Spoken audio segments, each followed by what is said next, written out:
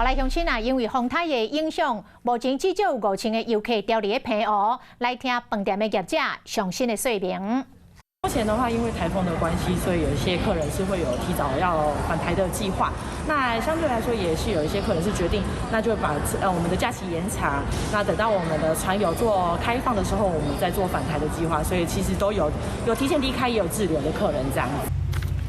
下当看到旅客大包小包挂着行李排队坐船，要赶4点上尾一班往嘉义布地航班，所落来因应着风台，将会停航到27号。 台华轮嘛是今仔日开始停航到27号，也阁有东捷往回到台南将军的航线，嘛会停航到28号。那空中的部分，航空公司也阁在讨论。